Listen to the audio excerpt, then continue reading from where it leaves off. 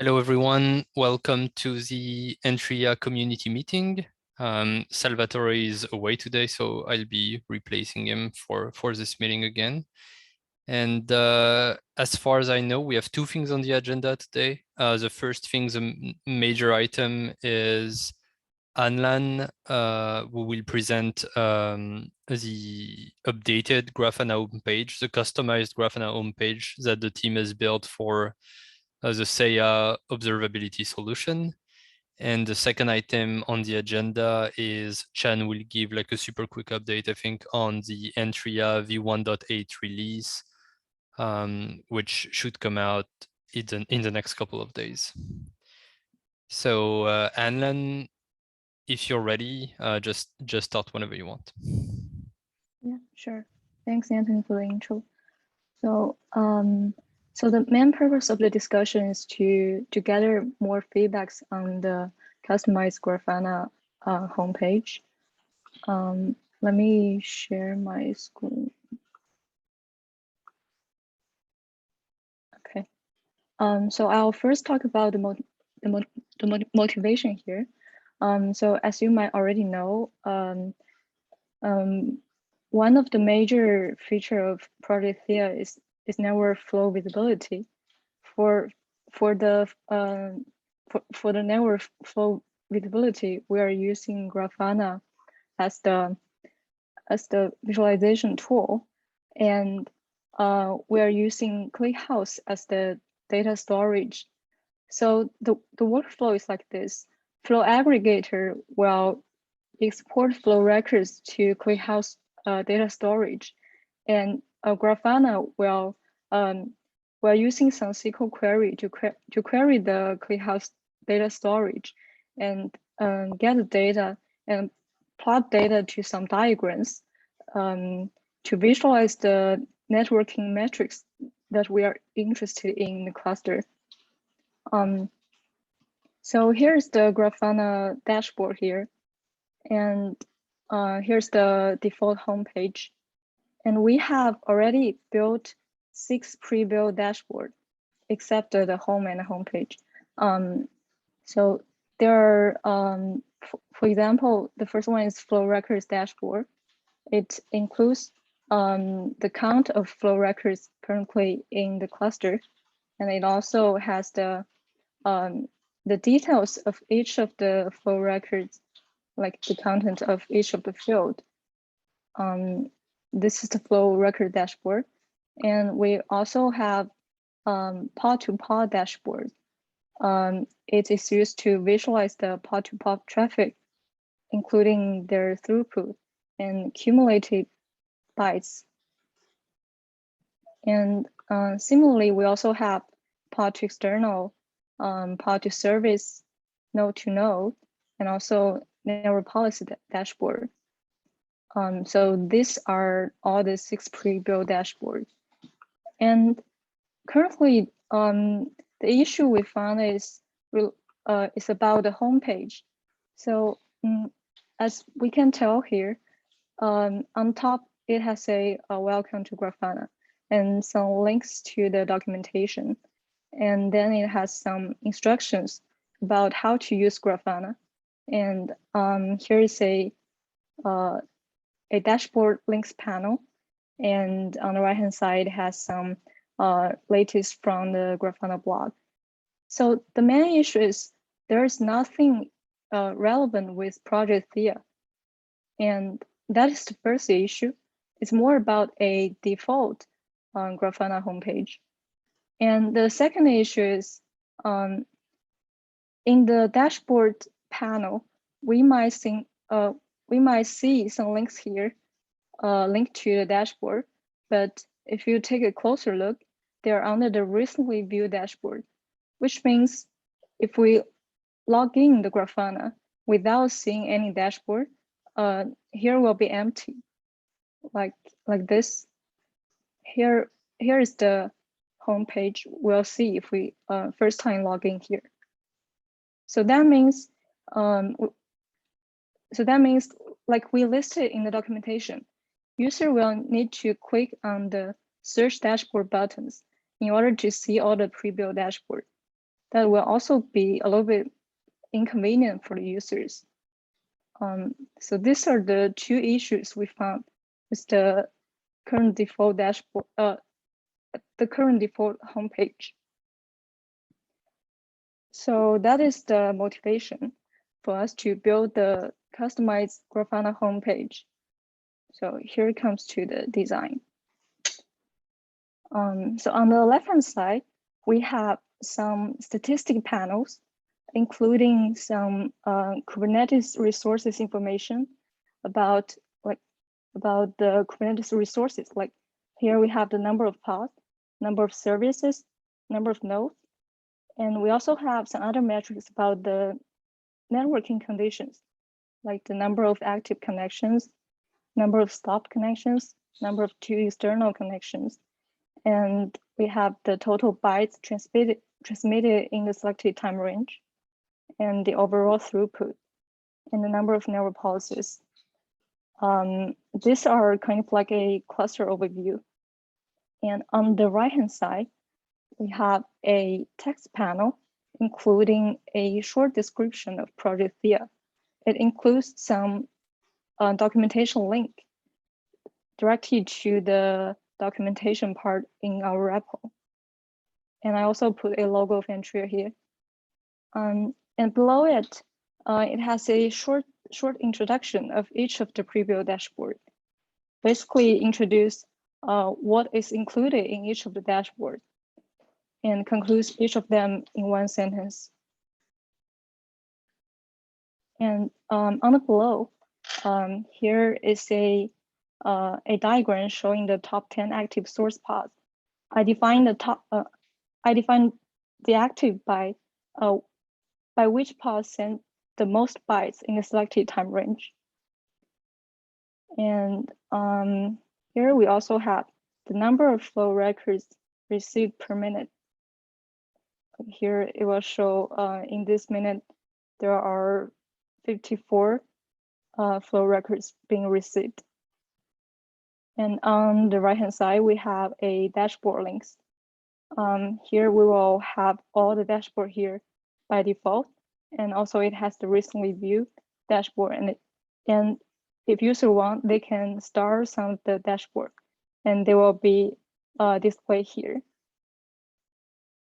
So it's kind of like a mixture of all of the things, but the overall idea is to provide some background information for the first-time user, and also have an overview of the networking conditions in Kubernetes cluster. And I have already discussed it with the internal flow visibility team and trying to gather more feedbacks from the broader Antrea team here. If you feel like there's anything you would like to add to it or remove from it, or you don't like the layout, you can just let me know.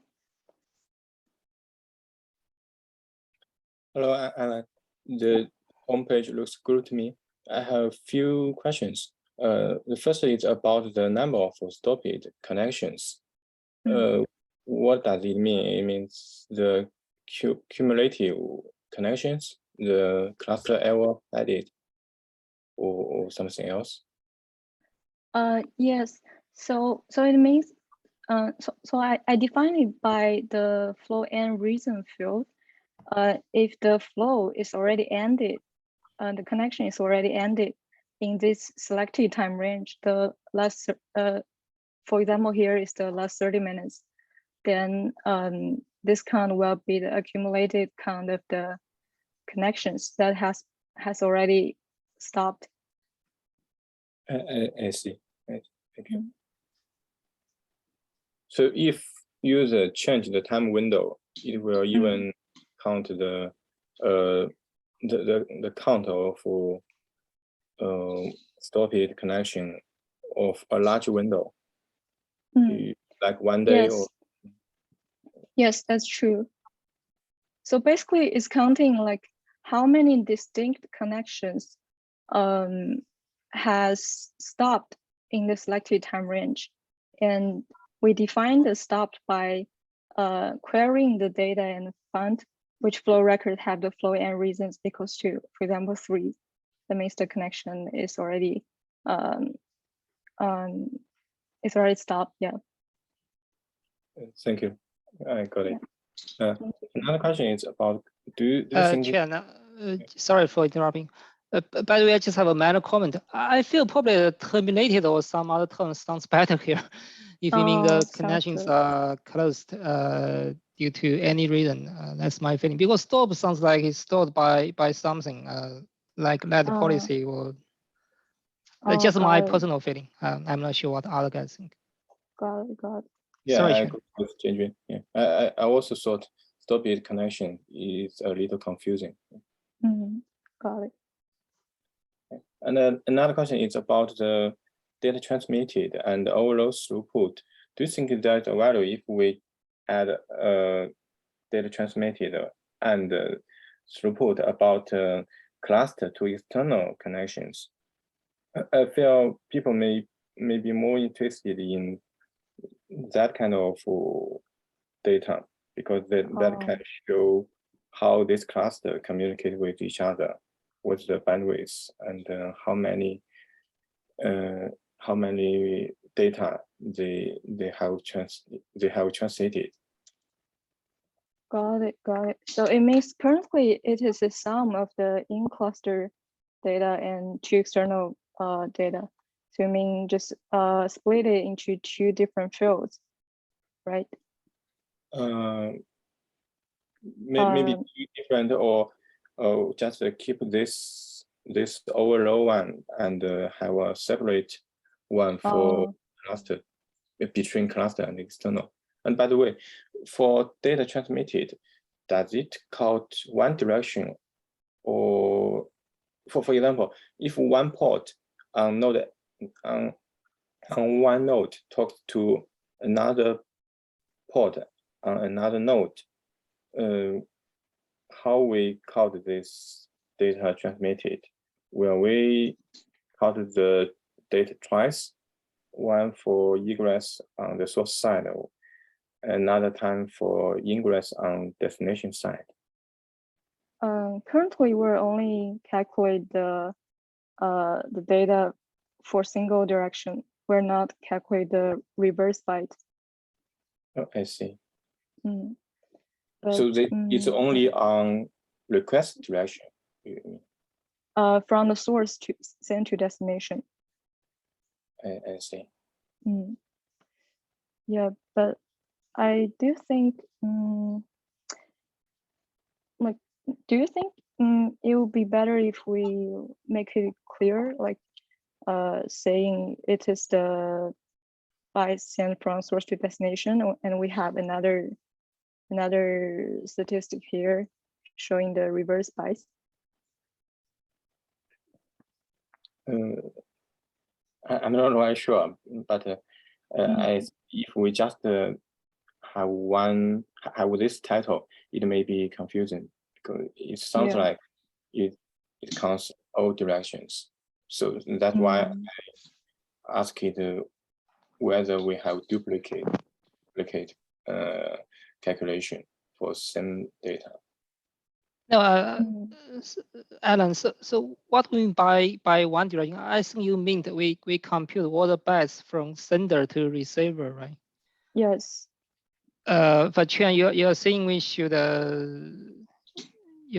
also have a matrix for the how many bytes received by receivers? That's what I mean. No, I mean, for example, if one client request one server, and the request is very small, it's just an URL, but maybe the server respond a lot of data. Yeah, yeah, that's what I think you mean. But I think that should be counted, right? No, Alan? I mean, when we say data transmitted, do we mean it's for bytes from any sender? The sender can be the source of the connection. It can be also the server side of the connection. It can also be a sender and send the bytes to the back to the client, for example. These bytes are also counted, right? So currently for such a connection, we're only do the summation for the bytes sent from the source to destination. If we also want to count the bytes received by the source, then we can also add the reverse octet delta count here. No, I think the question is like when you have a client and a server, does this bytes include both the traffic from the client to the server and also the bytes sending out from the server to the client?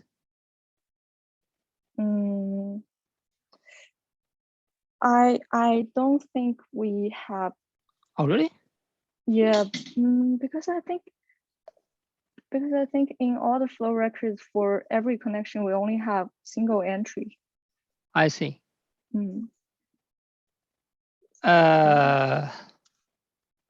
So in that case, the server will be the destination and the client will be the source.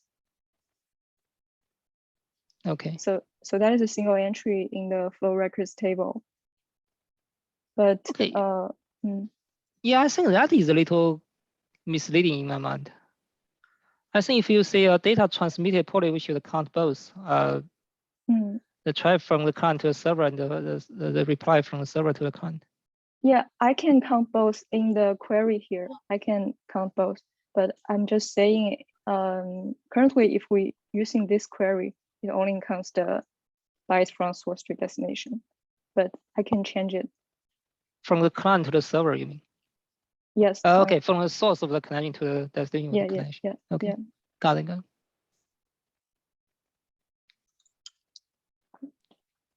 By the way, I don't know which way is better. I think even Chen means the same.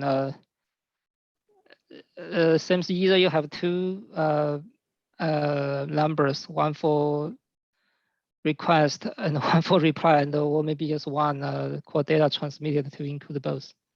Yeah, got it. I will include both. Thank you.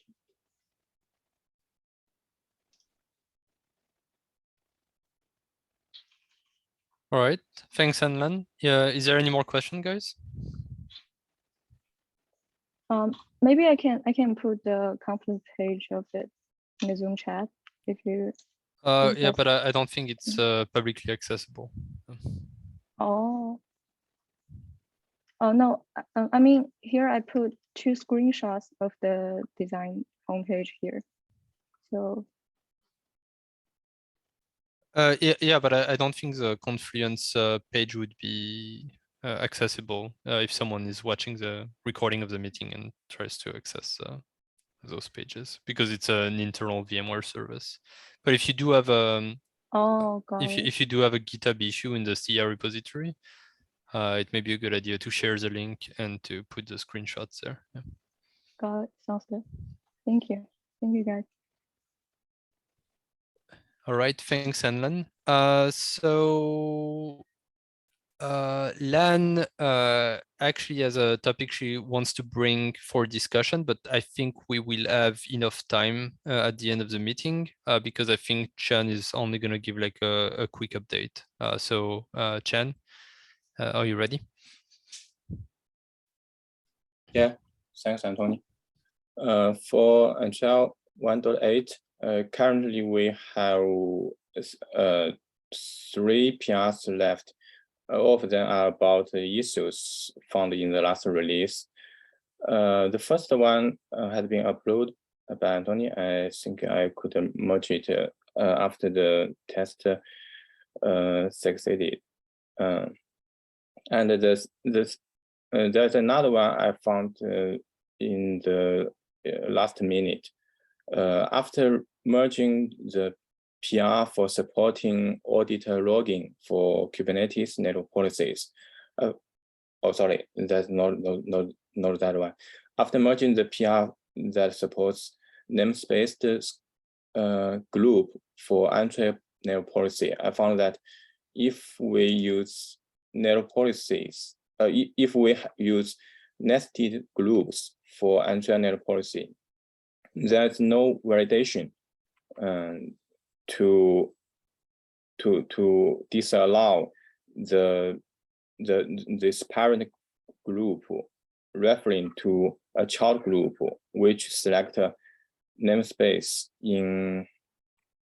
which selects ports in other namespaces. So this Antrea policy, even though it is a namespace scope, it can apply to ports in other namespaces. So it's a security hole. So I think this is a must to fix in this release. I'm already working on a patch to fix this, but the PR will need to based on the refactoring PR. So I should push a PR for review later today, and if everything goes well, we should merge this tomorrow. And another is a minor one. This issue already existed for several releases, I think, but we just found it this month. It's an issue that the agent failed to reconnect to OS after some timeout events, and leading to the Antrea agent not working, but still show as running. So we had a PR to fix it, but the problem is during the review, I found some confusing. I'm not sure whether it was currently. I'm still not sure whether the problem is, but let me show you the code.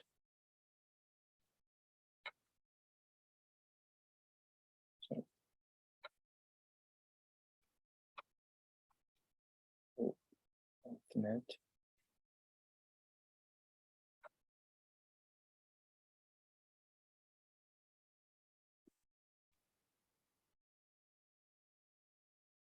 It's based on my and Antonia's understanding.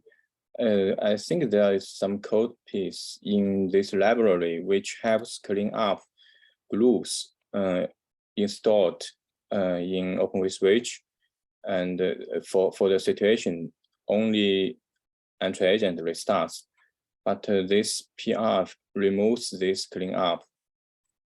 So I'm not sure whether it is safe to just merge it, and we are still working on figuring out how the groups are cleaned up and whether it is safe to merge this change. But since this issue already existed for several releases, and this is the first time we found it, I think maybe it is risky. We could have a patch release for this fix later after we feel it is safe to merge the patch. But we must have this. We must have this patch in to avoid the security hole. Yes. Hi, Chen. I was just trying to mention that for 4028, I was having some minor comments. They're basically just nits. I do apologize. I couldn't find time earlier today to review it. But I think for that one, if all tests has passed, you can basically address my comments in the next PR that you're about to open. That's totally fine by me. Okay, thanks. Okay. Yeah. Chen, for the first issue, will we need to backport your fix to previous releases, or is this something that's new in this release? It is something new in this release. Okay. It only applied to. It is introduced when we support namespace scoped groups. Makes sense. It's only this release. Yeah, for Chen, actually, I want to ask the same question for the race condition one. Do you think that is serious enough? We need to backport, or it's not too bad to? It has a chance to reproduce, but I only found several failures since from the tests, and then I never heard a real complaint about the issue or any real issue caused by this. I think it's not very easy to reproduce. Even I have a unit test to mock the situation, but it is really hard to reproduce. I can only reproduce when I specify the count to 500. Okay, but when it happens, it means some policy will not be realized correctly, right? Yeah, that is. We could also backport it, but since this in this release we made a lot of change to narrow policy, it may also need some code change when just cherry pick the PR may have many conflicts. Yeah, but I can still work on it. I think it is good to fix backport it. Got it. Yeah, and so if everything goes well, we should release 1.8 tomorrow or the day after tomorrow. Yeah. Okay, your first PI it's a big one, or it's a relatively simple one? It's simpler than this one. It's about maybe 200 lines of change. Okay, got it. Yeah, I just mean if it's too big, I personally feel it's probably okay. We don't fix in 1.8. You mean this one? Yeah. But this one will introduce a security hole. Sure, but that is only for its new feature, right? Yeah. I'm not saying we should not fix. I just mean if it's hard to be merged in short time. If you're saying it's simple, then yeah, we can just try and review and merge it. Yeah. Another approach I was thinking is if we don't have a safe way to fix it in this release, we could just disallow the group to be parent group. Yeah, that sounds good to me too, actually. Yeah, I will try and see if I can manage to fix it properly in one day. Let's see. Yep. Okay, that's all about the release. Any questions?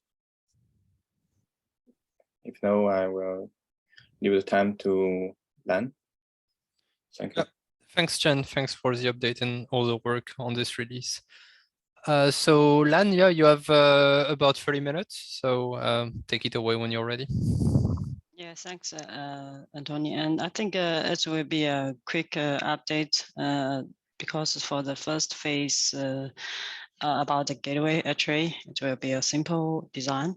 And here is an issue which created by Jianjun, and we plan to support the multi-class gateway actually because you know that in 1.7 we have multi-class gateway support, and it allows cross-cluster traffics to go through the tunnel, and so the different cluster can access remote service.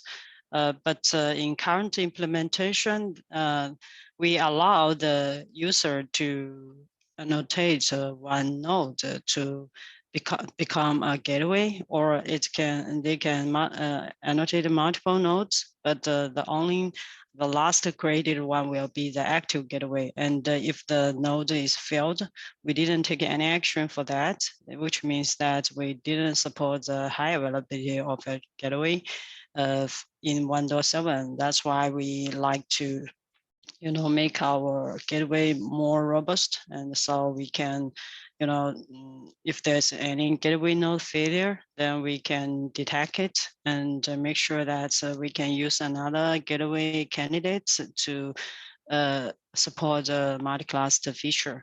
And we do have a discussion in this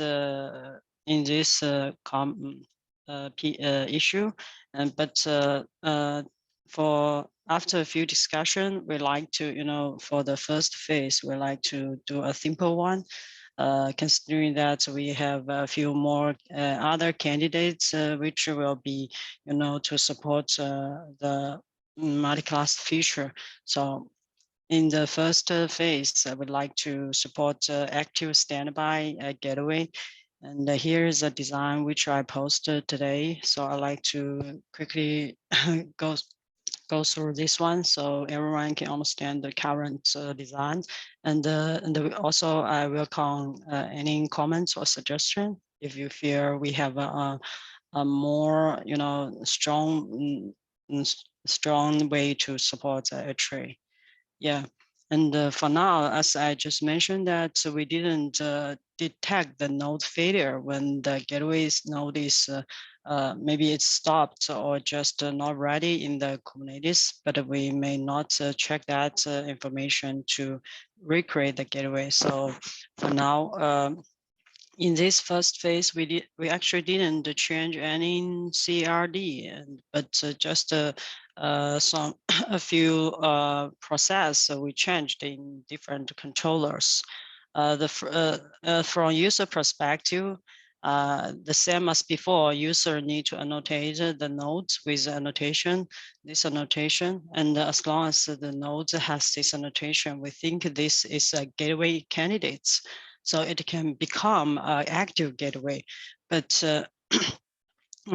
only when the node is ready. That's when we create the node. So inside the Kubernetes, it may not ready when even when you already annotate the node. So we, as a multi-class controller, will watch the node readiness and make sure that the first ready node with this annotation will be the gateway. And when these nodes be in the gateway, then the gateway CR will be created by the controller. The gateway will be like this one. There's no difference as before. And the node will be the gateway's name will be the same as the node name. And there are a few refinements for the node controller and the gateway controller. The first part is we will refine the node controller to watch that we already watch the node event, but we will also check the node readiness information to make sure that we will take different actions based on the node readiness. So when suppose there's only one node with annotation, then the controller and the node is also ready. Then controller will create the gateway, and you will see the gateway CR in the if you use the kubectl to list the gateway, and if there's any new node becomes a gateway. If it has new annotation with a gateway annotation, then it will become the gateway candidates. The controller will save this information in memory, which means controller will keep these candidates and understand how many nodes will be a gateway if any existing gateway failed. So if the new node becomes a gateway candidate, so the controller may didn't take any action. It will just save as the gateway candidate. When that we have gateway CR here, and if this gateway is failed and it becomes not ready, then our controller will delete the existing gateway CR. And it depends on the gateway candidates. It will take different action. First, if the gateway candidate is not empty, then our controller will check the candidates and check the node's readiness. If the node is ready, and it will be pick the first one, it will be in alphabetic order, and it will pick the first ready one to create a new gateway CR. And but if there's no gateway, which means in current environment, you may have only one node with this annotation, and this node becomes not ready, then the controller, after the controller deletes the existing gateway CR, the controller will take no action here because there's no longer available node to be the gateway. Then the gateway controller, this part will be refined and it will become simpler because in the current environment, our multi-cluster in this phase one actually design, we will only allow one gateway in the member cluster. So the gateway controller will just watch the gateway event. When the gateway is created by the node controller, it will create the cluster info kinds of resource export in the leader cluster, which means it will export its own cluster information to the leader. Then if there's any update, then the controller will just update it correspondingly. For example, the node's external IP or internal IP changed, then we need to reflect this information in the resource export in the leader cluster.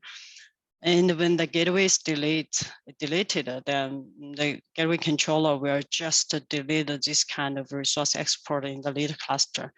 So it will be simpler than current implementation, because in current implementation, we allow multiple gateway being created. Then we pick up the last created one and exported the last created one. And yeah, the class information kind of resource export, actually, we didn't do any change here. So it will kept the same as before. It include the ID and also the type information and the namespace and the member class ID, and also the gateway information like the gateway IP and also source CIDR here. And but we do have a new gateway webhook in phase one. So we can make sure that we only have one active gateway as long as the multi-class control is running. It will check that if there are any new gateway creation event coming, it will make sure that if there's any existing gateway, then it will deny the request to create, which means any creation will be failed. So there will be at the most one gateway in the member cluster. Yeah, I think it's the first phase will be a simple one. And so here's the overview. And let me know if you have any question or comment.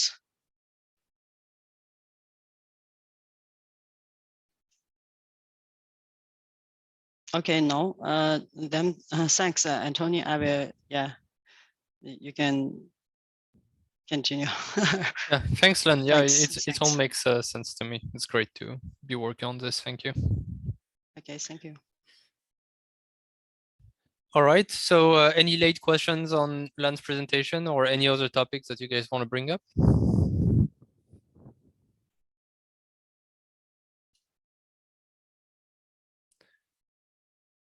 All right. Looks like up. I just have a quick question. Is there going to be any traffic breakage in terms of when the HA happens, like when one node dies and we change the gateway to another? What about traffic breakage? How do we handle this? Yes, I think I feel in at least at phase one, I think we will have to accept this kind of a situation, and this will happen. But we will take no action. I don't know if there's any available solution to avoid any breakage, But in phase one, we didn't handle this case. Yeah.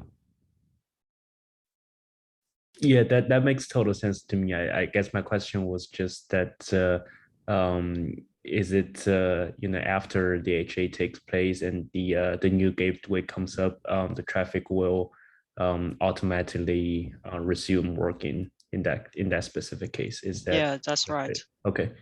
Yeah, sounds good. Okay, thank you.